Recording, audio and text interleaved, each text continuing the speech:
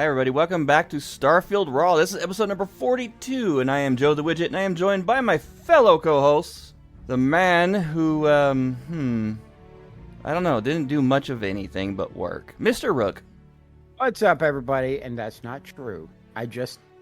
During this long 4-day weekend, I literally took a much-needed break. Fair enough. And we're joined by Kilo, the shipbuilder. Yeah, the shipbuilder. I'm looking into Buddhism and finding my Zen. I was going to say wannabe, but I stayed away from that. Listen, okay. Well, we can get into that later. But I'm centering myself based from my previous playthrough this week. I need to center myself. So I am very meditative today. Woosah. We've got some things. I spent quite a bit of time in game this weekend. I needed to clear my mind of some things, so I drowned myself in Starfield when I wasn't working out and hanging out with my son. So I have a lot to talk about. I know that Kilo's we got a new segment we're getting into first, and some things going around Discord, and we're going to be covering Sarah today in our first of the companions background in our lore with Rook. But first, Game Rant had a very interesting article that I read today. I thought it was worth bringing up for a few reasons. They bring up how Bethesda has called Shattered Space an expansion, which they have on several occasions, which is something they have not done at all since Oblivion Shivering Isles expansion, which was one of the more massive expansions they have released in the last, 20 years. They're not calling it a DLC, they're calling it an expansion. So the expectation from the wording being that this is going to be much larger than we are really thinking. That there's going to be a much large, expansion, as it were. There's a distinction between the term DLC and expansion. DLC adds to the game. Expansions modify the game. Sure. And that's the way I look at it, because anytime in the past I saw expansions to games, they literally did a lot of changes to the games, whether it be massive changes to the environment because they advanced the timeline in the game. Expansion literally means to expand upon the game. Well, yeah. And if you add to the story and advance the timeline, or take WoW, for example, they love their expansions. Yeah. Every time they've added an expansion, they've changed the story of the game and they advanced it. Not so much change it, but progressed it. That's what I meant. Advance, progress, same difference. Right. Well, and actually it was just announced Witcher 3 Eternal Hunt. They're calling that an expansion, a massive addition to the game. Mm-hmm. And if you think about, some of the speculation about the Varun and possibly exploring their space, if they're so far away from the stars that we know, I mean, you could be talking about a whole another quadrant to explore. Ooh, or rabbit hole. They own all the space around the settled system. Oh. Okay. Yeah. Okay. No. You're surrounded. You don't understand. Yeah. Exactly. We just allow you to live here. Your own little experiment. Yep. They did say that there are over 250 employees still working on Starfield. That can be confirmed. We don't know exactly how many, because Bethesda's all tight-lipped about everything, but we do know that there's at least 250 employees still working on the game, which is significant. No, get it right. There's at least 251 employees. They said over 250. Sure, whatever. 250 employees plus. Well, there seems to be an even divide between Starfield and I believe it's going to be the next Elder Scrolls. That team has approximately 400. Okay, so that was way more. Okay, all right. I thought I read the same article. Maybe not. Games, that's still a lot. 250 is a lot. Yeah, it's significant. It's definitely, they always cut off employee count after a game is released. Expansions don't take near as much to do. They have a lot less programming required. They have a lot less art. Well, the art team usually stays about the same. The designers get cut in half. So it's just, they already have the game built, which they have been rebuilding it step by step lately, which we applaud. Yeah. But they just have to add into it now. And I'm pretty sure they already had a lot of the Shattered Space already built upon launch. I really hate to say this, but they still have more people working on Starfield than some of the people that have been laid off. So they are really pushing, and they are bucking the trend of what these other publishers are doing and other game devs are doing, and they're focusing strictly on this game and making sure they keep working it. Yeah, the Right. reputation's at stake. How much it was boosted and everything. And it really looks like I mean, we're seeing an uptick in the popularity of the game. We're seeing a lot more people playing it, especially since the last update. And it looks like they're keeping to their promise that they're going to be supporting this game for at least the next 5 years. So this is all very promising. I Very. expect them to support it for the next 20. We'll see. that Starfield goes. 2045. Right. And they went on to the whole speculation of House Varun being at least a somewhat of a focal point in Shattered Space, like everyone thinks now, especially after that video they released. Mm-hmm. It was very obvious he was working on something with the Varun. But the question it said what Varun. exactly? The question is, what exactly was it? And that's where it's all speculation because it we don't may not be know. the main focal point of the DLC. It could be, like I said at one point, Starborn focal point, but then they're introducing the House Varun storyline. I'm really hoping it's conflict with House Varun, and you can pick a side. I'm hoping it's both, because that means more content. Yeah. It would seem silly that they didn't throw in a lot of the stuff related to the Starborn in the multiple universes too. I don't know, like Shattered Space almost feels like Shattered Timeline or Shattered there's History. a lot of hints that can go both way on this. Yeah. The fact that the House Varun is rarely ever touched in the game right now. Of all the major factions, that's the least touched. Yeah.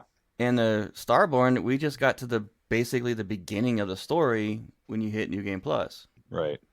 Still, there's so many mysteries with Starborn. Like, where did their technology come from? Yeah. Their suits, their ships. Here's a miss on Bethesda's part in my.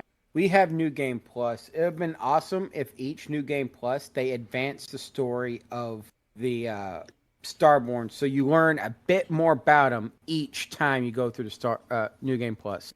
To put it on the devil's advocate from the designer point of view, that would have delayed the game another year or two. They had 20 years. No.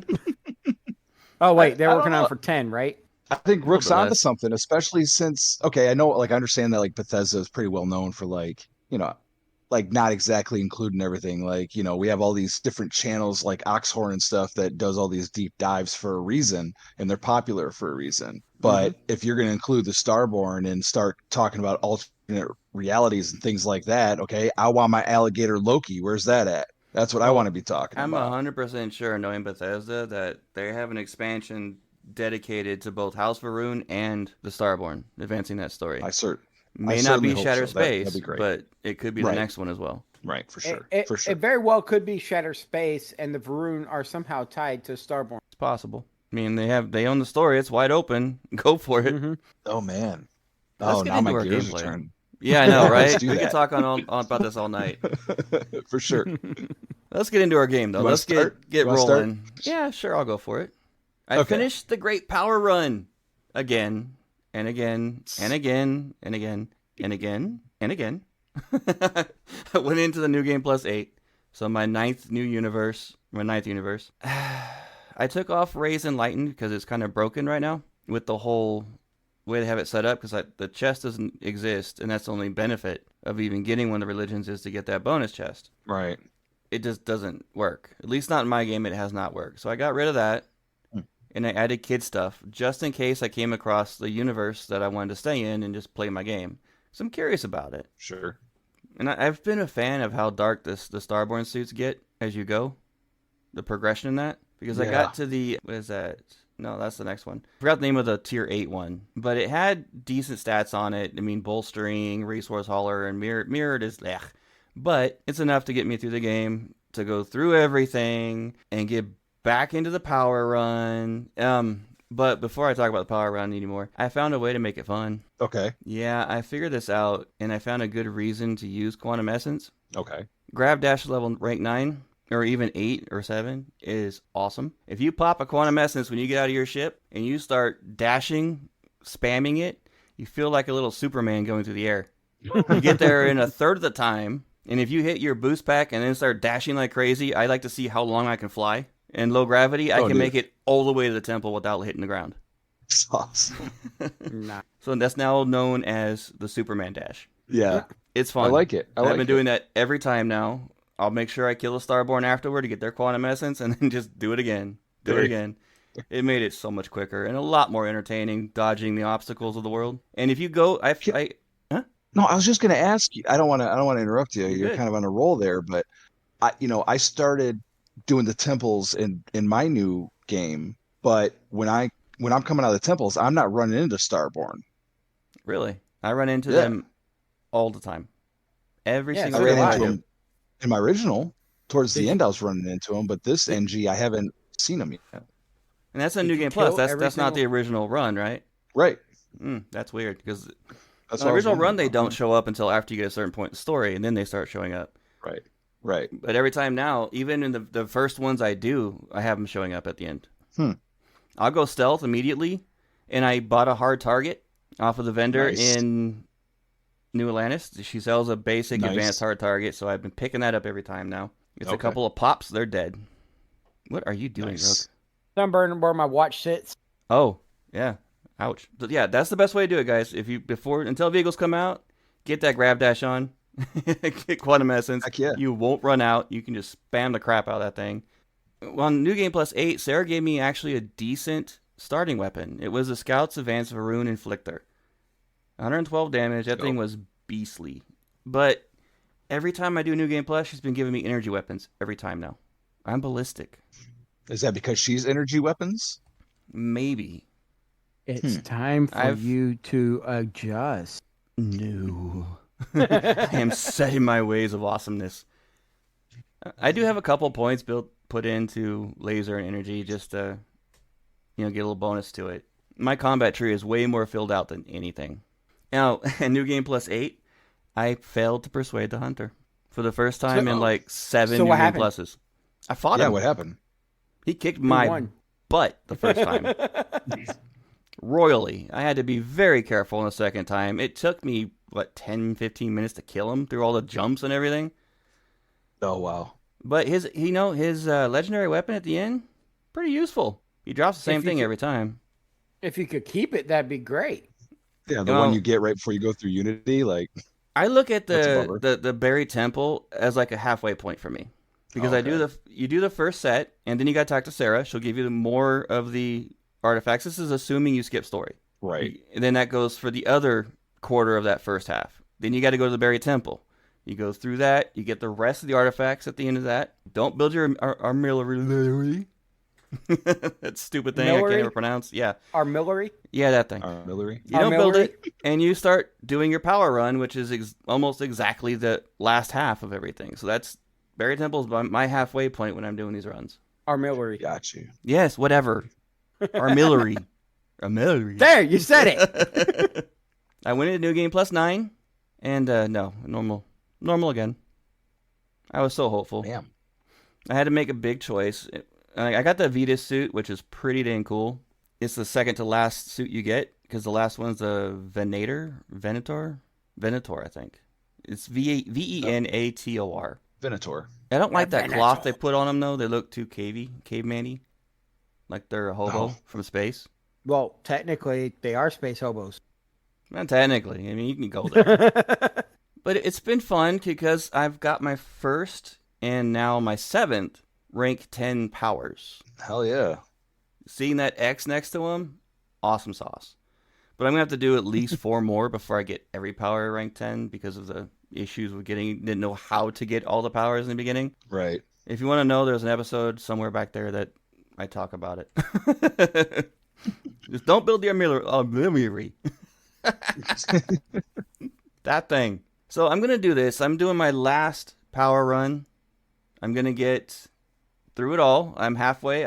I just got to the buried temple. Going to power through that, and I'm going to get my last half, and then I'm going to go get my last suit, Starborn suit. And it kind of stinks that you get stuck at tier 6 of the Starborn ship. I'd have Well, loved the to see Starborn ship like different isn't colors, that different great. designs as they tier up and get better. No, they're It's not that great of at a all. ship anyway. They're super fast. I haven't seen a ship faster yet, but They are better than the stock Frontier. they're better than most when it comes to almost all of them for speed. Well, But yeah. when it comes to weaponry and shields and stuff, heck no, they're garbage. Yeah. It's just I not my think- style. I think they literally designed that ship just so you'd have a ship when you start. It would have been cool because I noticed that because I do this so much now. that when you go to do the beginning sequence, when you get to the planet to go to the buried temple, you have to fight 3 Starborn. And each one of them has a special ability on their ship. Like the one that the hunter has, your missiles will deflect. They'll go all around it. Mm-hmm. One of them goes invisible. The other one kind of jumps, disappears and jumps. Why couldn't we get that on ours at different tiers? Because like a we're not special good enough. ability. That would be awesome. That would be awesome. I think the devs didn't think about that. Probably I'm not. sure it was part of the conversation. I'm sure it was part of, I mean, because, okay, Rook, you're a Star Trek fan. Mm-hmm. Tell me you wouldn't want a cloaking device on your ship. That wouldn't be one of the first things that you would think of. Dude, that you'd the way want to I have add my to your ship built, I would be all over that. That's how my guy rolls. No, that's not the first thing I want on my ship. What? First thing I'd want on my ship is a holodeck. Okay, that's kind of fair. I almost choked because that's exactly what I was thinking. I knew you were going to say that because that's exactly what I would say. Who wouldn't? But no, in game, the first thing I would want, yes, the cloaking technology is awesome, but I would have the one that the only time you see it, the phase cloak that you see in the one you see in Star Trek: The Next Generation. I forgot the name of the episode. It's I know what one you're of talking Wrecker's about. backstories. Yeah. Yeah, me and Rook are big Trekkies. I don't know about you, Kilo, but that's our thing. I'm a little bit. I'm not hardcore into it. I watched The Next Generation a lot as a kid. I watched Deep Space Nine. I was a big fan of Voyager. I watched that one religiously, and but yeah, I never really got a whole Have lot. you even checked out the newest one? Watch Strange New Worlds. You'll love it. You have to, man. If you even liked Star Trek a little bit, you'll love that one. You can thank us later. But anyway, is that on Amazon? Okay. Paramount Prime. Paramount. Yeah, not thank Paramount. you, Paramount. Paramount Plus. Paramount. Oh, okay. Cool. I got that. Yep. I mixed Amazon Prime and Paramount. Happens. Anyway, we have a whole episode of me and Rook nerding out about Star Trek on Raw Nerdy, so check it out. That is true. That is true. We barely scratched the surface on that thing. Oh, yeah. So I did see. I've been, like I told you guys a couple episodes ago, I'm still leveling up demolitions. It's a huge monster pain in the neck when you're higher levels. It really, really is, because people, they don't die on one grenade. It takes several. I've only have the first 2 ranks of grenades. So to get tier 3, I need 50 kills. Going into New Game Plus 8, I had 6. So I did some experimentation for you guys on the best way to level up demolitions if that's what you're trying to do. And I found out a lot from personal testing as well as some research. One of the best ways you can do it is if you have a gun that has explosive bullets. Now, it only counts if they die from the explosion of the bullet, not the bullet itself. It's a separate, different damage counter. If you have a high rate of fire, you'll get better odds. It's like 10% of the time you'll get an explosive kill. If you don't find that, though, here's the other way. Shrapnel grenades only count if the initial explosion kills them, not the tick afterward. And the first tick happens immediately after the explosion, and it will not count on that kill. The explosion has to kill them. Frag grenades count. None of the mines count except for frag mines, because everything else is dot damage. It has to be the initial explosion. That's how it counts it. So what I normally do is I'll get them down to a sliver of health. I'll pick the higher level enemies, get them down to where they're like crawling on all fours, and then drop a grenade at their feet, laugh, and run away. Most of the time I'll get the kill. But getting frag grenades is a pain. You can't make them. You can't buy them. You have to find them. Right. And then I came across something, and it was like a light bulb moment. I got a hold of a bridger. You know what that is? That's a frag grenade launcher. Wait. You just... No, I know what the weapon is, but it clicked. Like, hold on a second. Oh, okay. This thing kills from explosive damage. Right. It doesn't tick. It's an explosive damage. I took that out and I found it in the buried temple. When I started killing things with it, I went from 6 to 22 in the frame of the buried temple using the bridger. And you want to make sure you get a bridger that does not have the dot effects that you can randomly get on them, like Incinerary or something like that. You don't want that. That'll take your kill. So you go find a white one. Exactly. You find a common or blue. Gotcha. And you're good to go. Load up on ammo, and you'll get through that like that. So not on this current playthrough, but the next one when I'm going to actually play the full game again, which I look forward to, I'm going to find myself a bridger as soon as I can, and I'm going to level up explosives twice. Demolitions. Using that bad boy. Heck yeah. That's awesome. Widget out here handing out life advice, man. You guys better be taking notes. That's how you do your demolitions. Explosive bullets, frag grenades, or better yet, the bridger. So what you're saying is the bridger's the only one you should be using. Yes. It's the best one. If you don't have a bridger, though, there are other options. YouTube that. Just go get a bridger and noob tube it. Word. Yes, I Call of Duty that. You did. Love it. Call of Duty call out. Fantastic.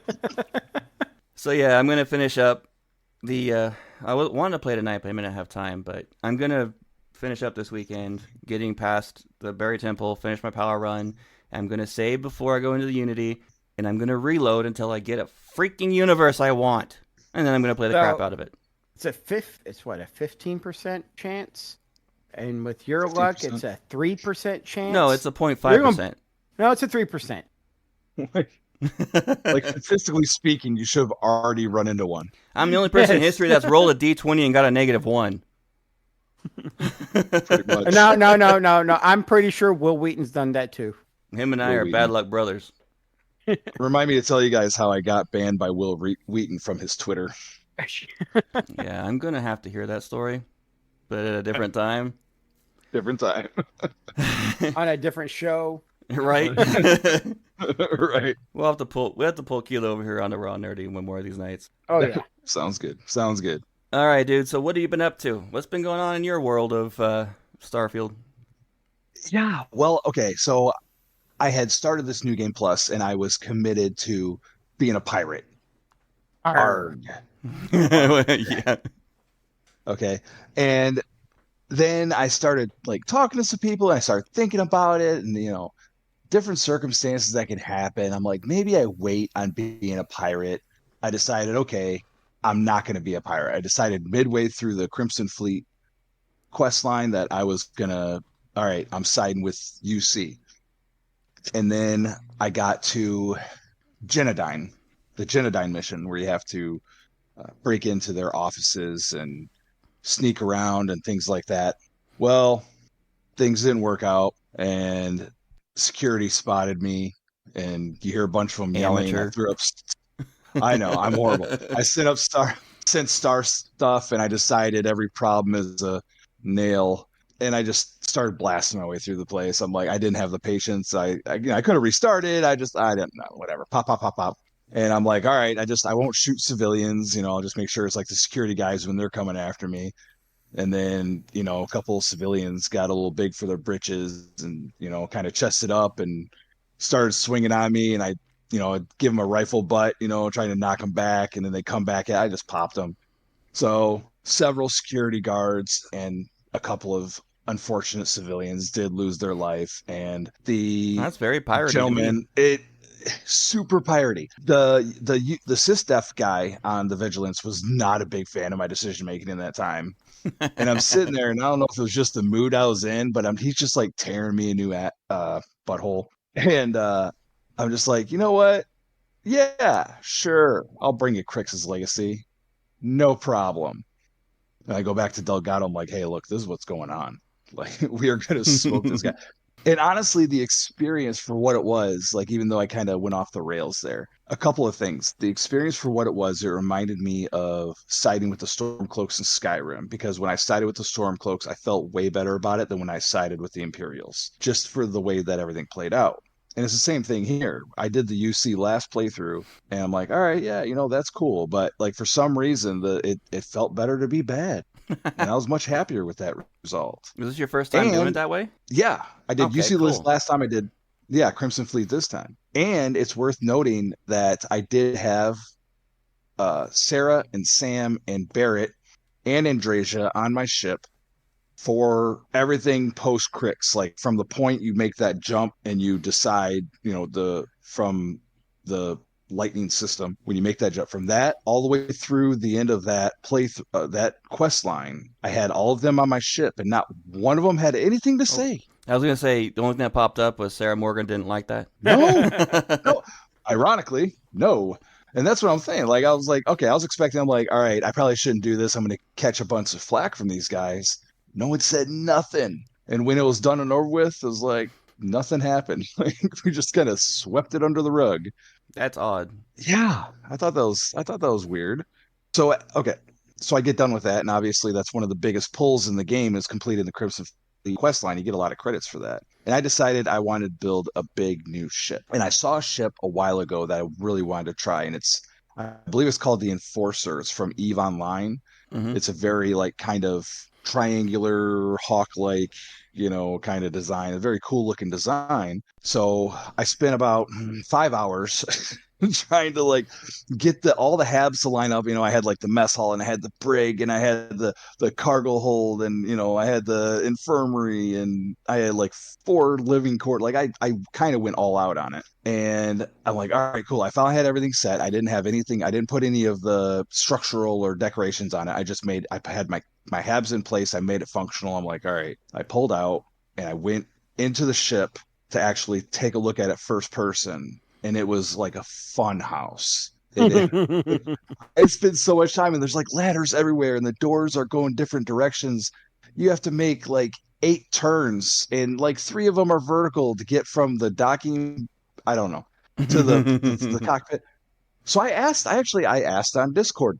I'm like, how do I do this? And apparently from what Mossy says, and I know this isn't new information, but this is what Mossy told me is that you can use equipment plates to stop ladders from spawning in different places. So I dug a little bit. I haven't had a chance to try it yet, but I dug a little bit and I found an article by Carly JLG, but it's from like 8 months ago, so like pretty much right after launch, that confirms that this works with the variant glitch, meaning to where you place the hab and then you switch through the variants until you get back to the variant that you want, and then you hit, well, on Xbox you hit B, and then boom, it's in place.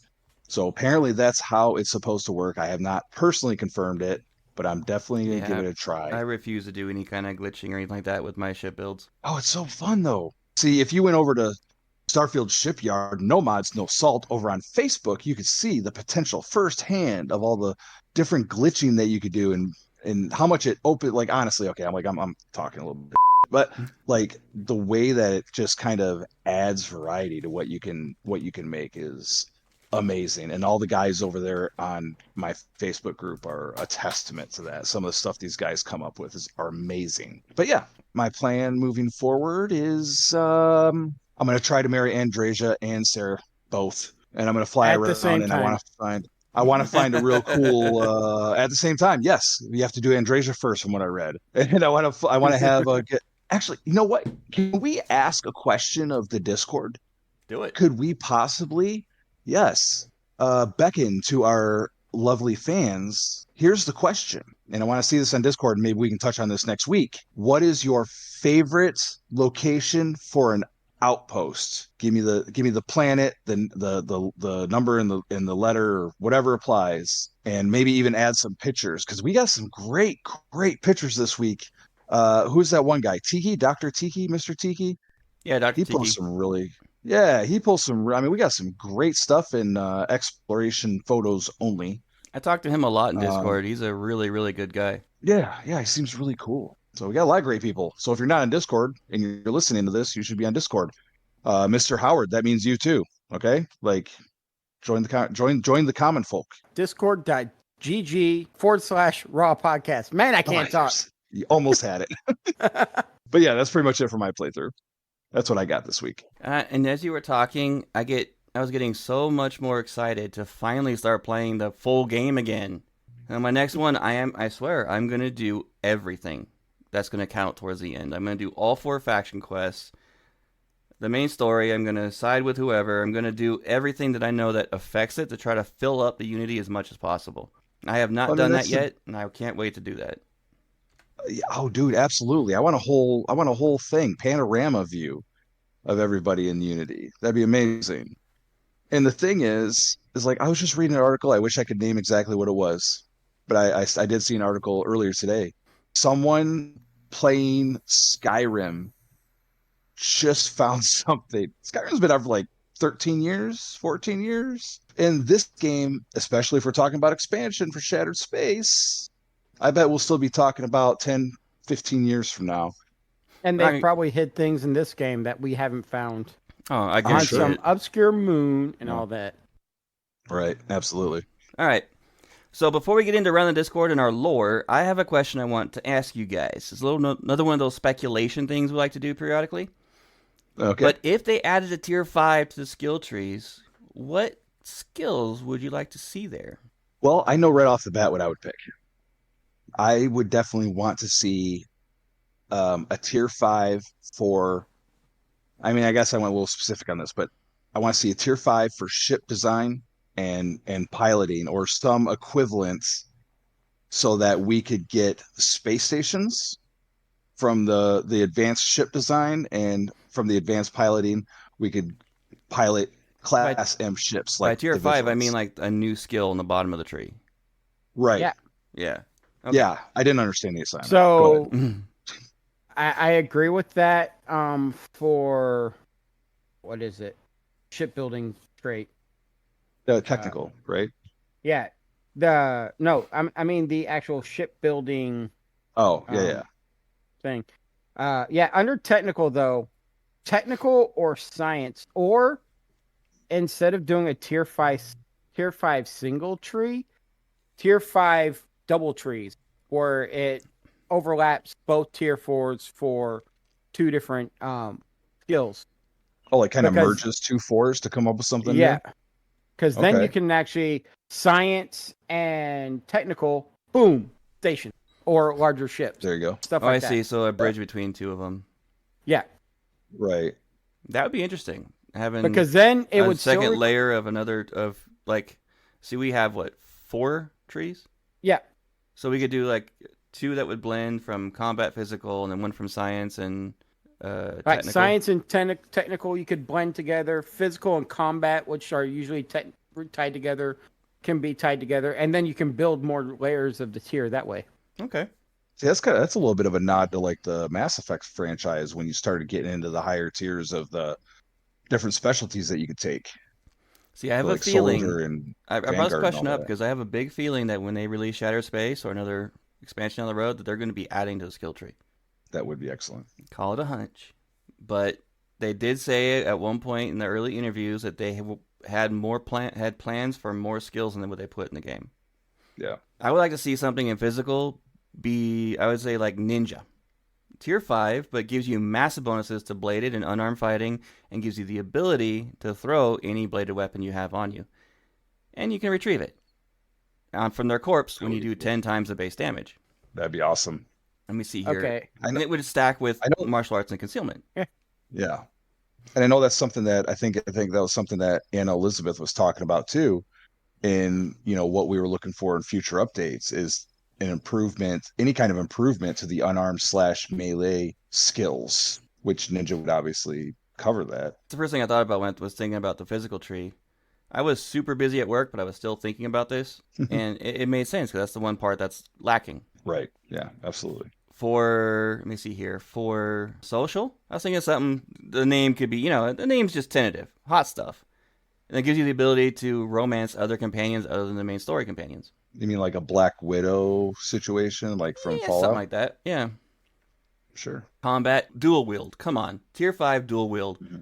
Able to dual wield at least 2 Yes. pistols, 2 submachine guns, something like that would be Yep. freaking amazing. Obviously I not the got big one. rifles or anything like that, but what's up? I do have an idea of a good tier 5, and it would be science, and it would be something related to quantum mechanics or something of that nature that may allow you to possibly steer the Unity a little bit in order to kind of maybe sort of pick. I mean, I guess in layman's speak, like, yeah, you'd be able to have an opportunity to get a greater or have a greater chance of getting a unique universe. Okay, and you can even capitalize on that and call it Starborn and have the ability to actually modify your Starborn ship a little bit. Yeah, that would be great too.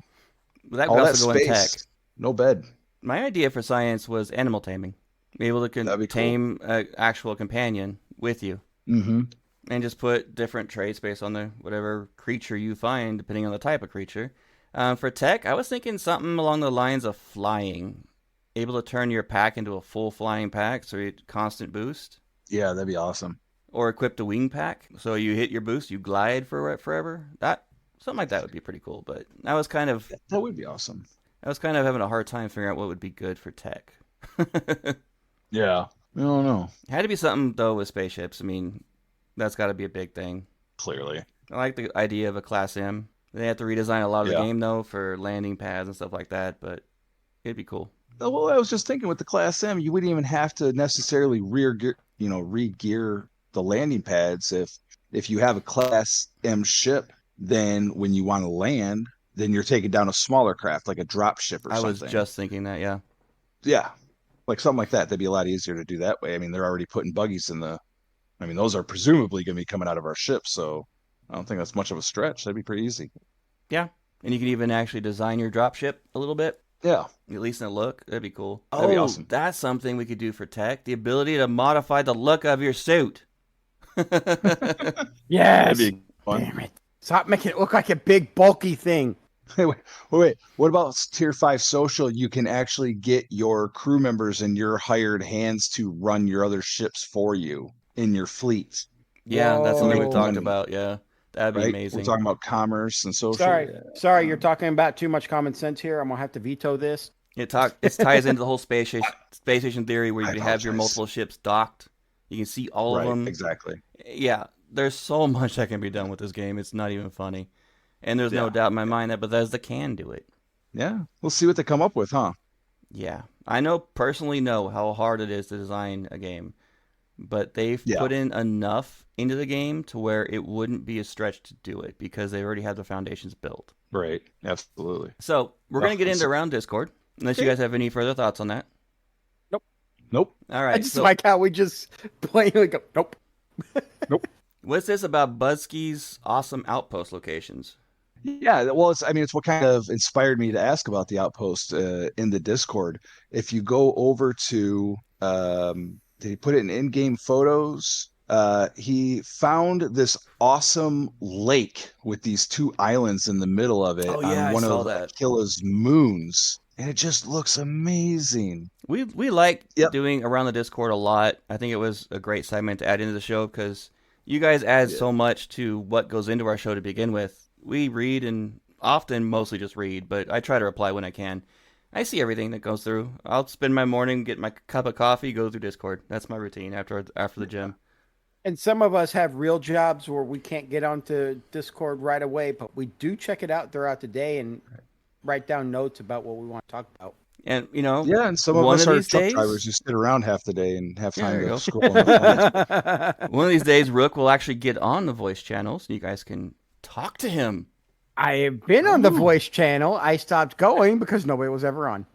You go on, Aw. and they will come. So you gotta talk to at least Dr. Tiki, man. He's awesome. And that kid that keeps coming in, I'm sorry I forgot your name, dude. I cannot remember your screen name. He's been in a few times. Really cool guy. A lot of good ideas. Was that Budski or no? Who's No. that guy? I think I saw One of the him. I think new I heard ones that came in a couple weeks ago. Yeah, I think I saw him. I think I saw you guys in chat one night. Yeah, he's been in there quite a few Yeah. times. Dr. Tiki and him are the most that come in and chat with us.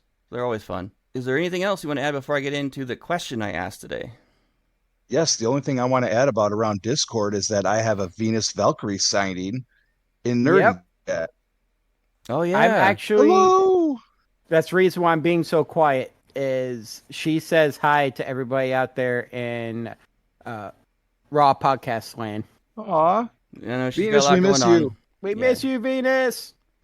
Come back. Hope you're to doing us. well. All right, so I asked So- a question today to tie in to our lore, and that was, what is Indeed. your most favorite and least favorite main story companion, and why? Budsky came back with his favorite being Andrasia, which seems to be the constant most of the time for her weapons and her stealth skills. Can't imagine why. Yeah, right. At least Sam, and that's mostly because of Korra. I hear that a lot too. Yeah. Drusilla said that his favorite was Sam, which I don't hear that very often. He said because it's good ship and fighting assistance. I could argue that, but I'm not going to, because it's your opinion. Sure. Least favorite was Barrett, which I agree with him on this one, because he's too hung up on his ex. When I was doing Barrett's story, that was getting annoying. Anna said their favorite is Andrasia. Didn't give any details, and the least favorite was Sarah because she's always too hard on herself. And That you, is, well, she's not really hard on you if you know how to play the game. Right. Or if you're not, let me She rephrase is- that. If you're not a hole, she's not too hard on you. She's actually she's the easiest one I found to please. Yeah, not the way I play. Exactly. Andreja's It's my boo. definitely, yeah. I'm gonna ask you guys that same question in a second. But Illness said that if I have to pick from the main cast, then it's Vasco. I disagree because I can't stand his one-liners, but his other points make sense. He's usefulness in combat near the ship, if that ever happens, which happened to me once. And it was very amusing watching Vasco charge right into the middle of combat. Everything focused on him, and I was still hidden. So it was like just picking off little fish. Just one after the other, just gone as he tanked it. Sarah is the best human, and her military background shows in her fighting alongside you. Also, in my opinion, she has the most interesting quest line. I don't know. I'm still a big fan of Andreja's. I kind of agree with him on that one. I agree with him on that one too. It looks like Widget's way outnumbered. 2-1? That's not way outnumbered. I'll take those odds. I know everyone hates Sarah, but I have a bigger issue with any woman who wears one sleeve after 1995. Hey now. That's such a great line. Don't dig on my lady. That was such a great line. It was a good one. Obviously, mine's Andreja. Oh, man. Her story, I like her story a lot. The marriage, the way they did it with her was phenomenal. And I did both her and Sarah, and I liked hers, Andreja's, way more. Andreja is amazing with laser weapons, energy weapons when you put it in her hands. She does some serious damage. My least favorite, probably Sam or Vasco. You had to pick one, sir. Which one? I'm going to go Vasco because of his one-liners. Fair enough. I'm surprised you didn't say I'm gonna go with Vasco because because it's his bug for his weapon audio. Oh, that was so annoying. Jeez, that hit me twice in the beginning when we started playing this game. I want to punt him out of a nearest airlock. So while yes, I like Sarah. She was the first one I married in the game. She also has the best side quest story in my opinion. Sam's my favorite because he fits more my play style with the somewhere in the middle of good and bad, and I can lean one way and not get him really mad at me, and I can lean another way and the same thing. So I kind of really like that. He's more in the middle. If I had to base him on D&D, I'd say he's more of a true neutral character. Yeah, okay. I can see it. My least favorite, I'm sorry, but he's the one character I never really take with me except for when you have to at the very beginning. And that's Vasco. And that's only because he can't say Khaled. Well, who can? What about you? I mean, what about you, Kilo? Well, since Rook just brought up D&D, I'm going to go ahead and say Ezekiel, voiced by Matthew Mercer.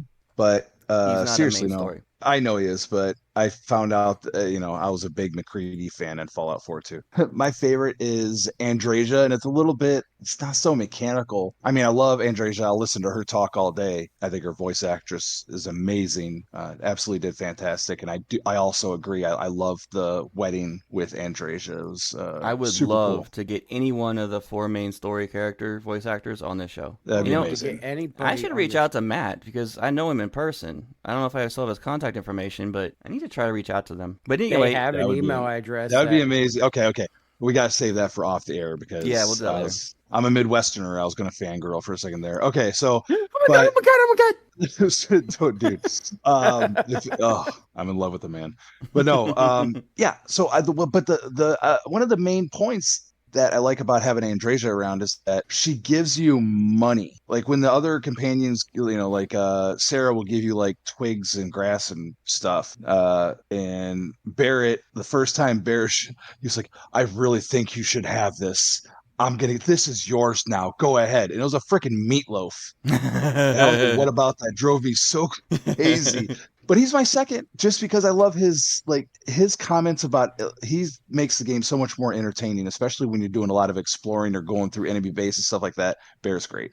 But Andreas does my have number the good one. one-liners, yeah. He really does. My least favorites, I'm sorry, it's Sam. And the main reason that it's Sam is because I am a father, and there is in a hypothetical situation where this was a real world and this all happens, I could never imagine putting my kids on a spaceship with a pirate / Vanguard military / Freestar Ranger. Like, you're in all these dangerous situations, you're getting shot at, the potential for death is huge. And let's say you go out on a mission like exploring one of those oil derricks.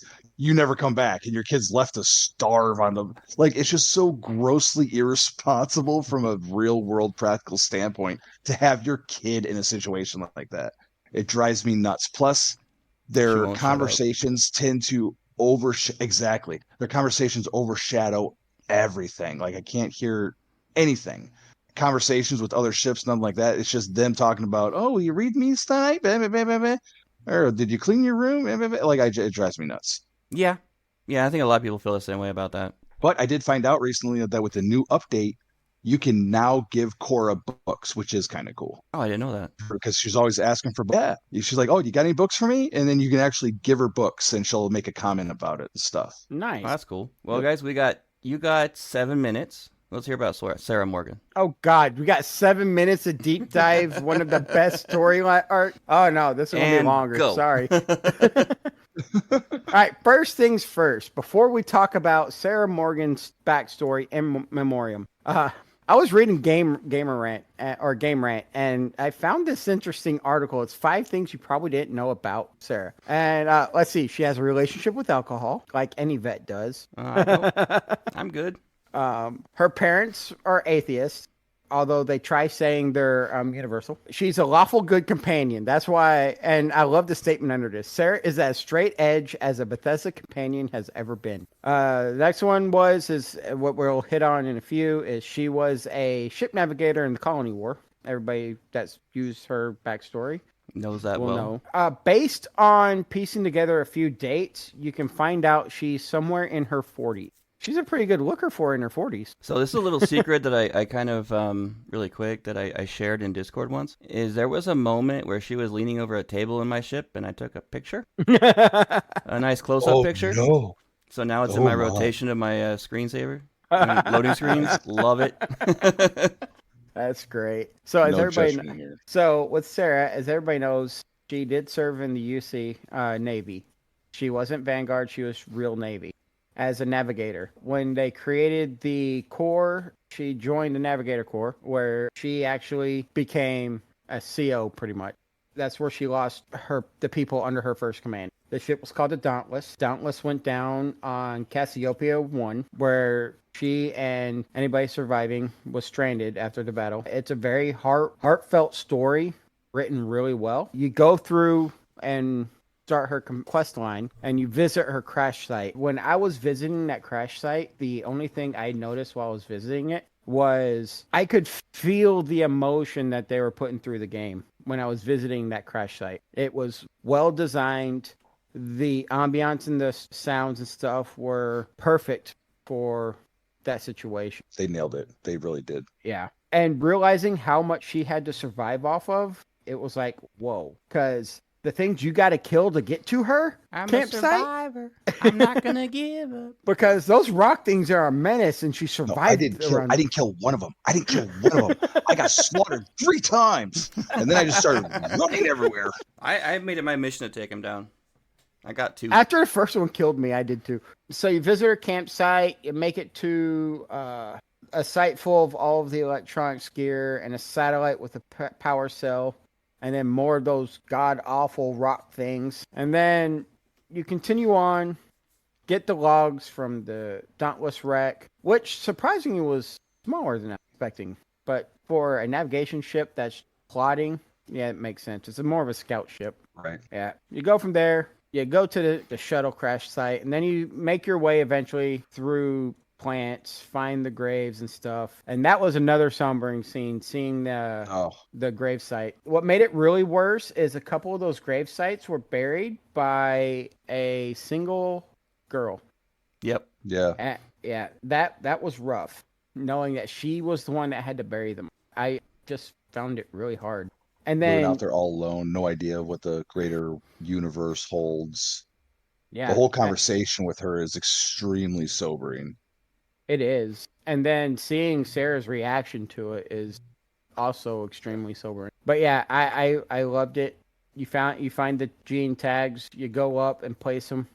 But again, this is another one of those things, knowing how that girl had to survive with these big monsters all around her. It's it overwhelming at times while you're investigating the story of the Dauntless crew. But if you can have the option, so the girl's name is Sona. You have the option to convince her to leave or stay. I convinced her to leave, and that was one of the few times I actually convinced somebody in my first playthrough.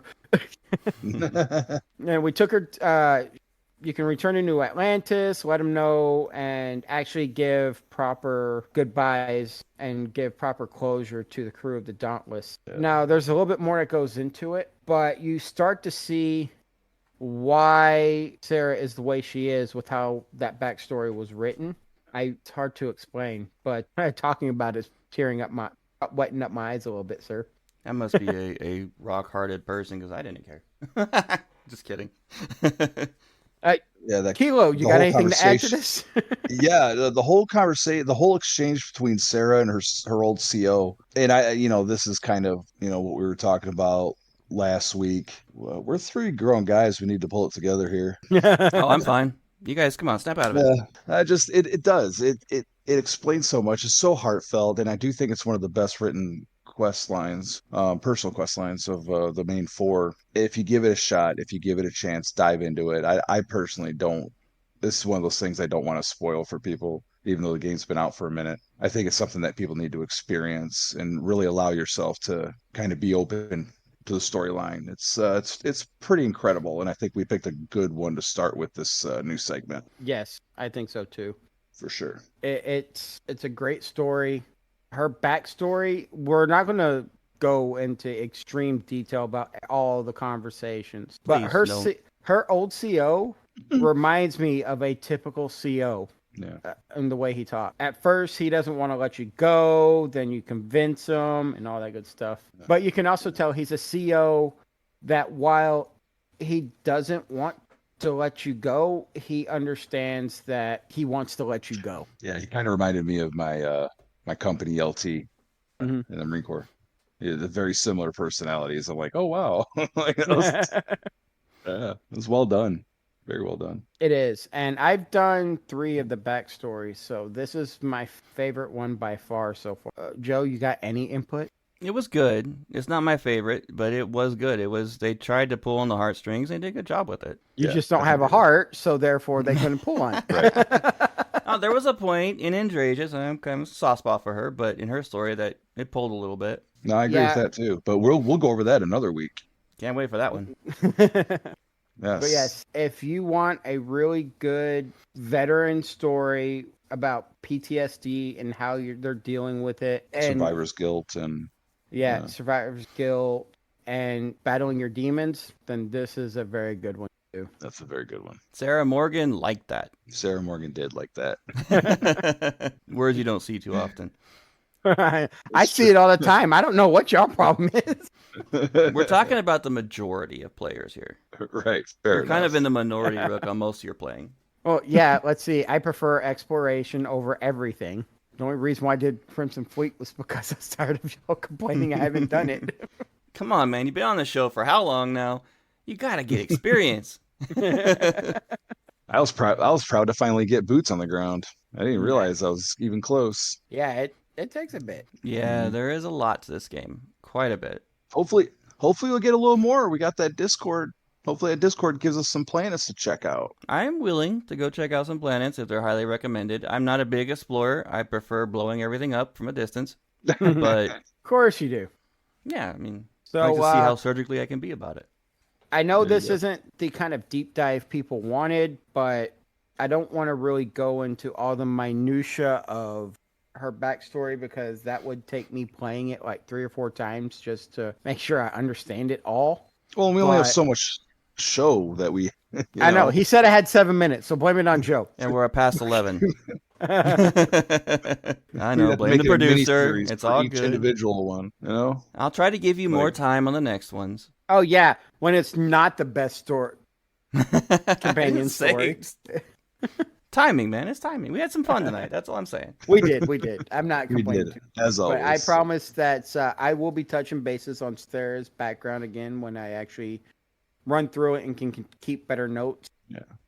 No sweat, man. I'm And glad you did this, though. of course, yeah, absolutely. And of course, we want to hear from our listeners in the Discord. If you have any questions or comments or anything you want to add, maybe we can bring that up later on the show. Oh, yeah. Sarah Morgan, 3 Unities later. All right, guys, that's going to wrap up tonight's show. We had a blast doing it tonight, like always. And if you want to reach our show for business, like we do have advertising spaces, we're opening up to that. StarfieldRaw@gmail.com. If you want to join in on the conversations, join in on the contest, things like that, discord.gg/Raw Podcasts. That's GG as in George. Facebook, Raw Podcasts. Our Instagram, Raw Podcast 1. I'm always going to do that to you. I know. It's just That's gonna why happen. I delayed it. I almost had a wrong thing right there. Your what? What was that? That was so close to having me getting bleeped. Can you repeat that? Nope. That was a fumble. Thank you. I appreciate it. Nice. Our Twitter, aka X, is Podcast Raw. No, that's our main one. That's for our main show. This one is Starfield Raw, @Starfield Raw. There it is. You can follow us individually. I'm all over the map right now. I am @TheWidget, TheWigit, on Twitter, on Steam, on Xbox, on everything except Instagram, where I am Author Widget. But if you search the widget on Instagram, he'll come up anyway. Yep. Fix that problem. You can find me everywhere except for Steam and X as Tomcat213 or some variation of. Or you can find me on Steam and X as @Rook213. I'm Kilo, and you can find me at Kilo Tango 1122 everywhere. Come over onto Facebook and check out Starfield Shipyard. No mods, no salt. Make sure you answer the questions when you join. And come check out some great ship builds, get some inspiration, or share your own. I almost have had to bleep that one for a second. He said ship. I know He did. said I said ship. I'm going to do the one plug I rarely do, but I am an author. I have 2 books out currently that you can find them They're on both Amazon. They're god-awful. Don't worry about it. The first book is Emperor of Continia, and it's the Drawman Saga. And you search my name on Google, you'll find it. They are well-written books. He took his time writing them. Yeah. I give him crap about it, but they're pretty decent books. They are the Had to. Po shizzle! All right. Thanks for listening, everybody, and we'll talk to you again next week. Y'all stay safe out there in the deepest black. take what you can, give nothing back.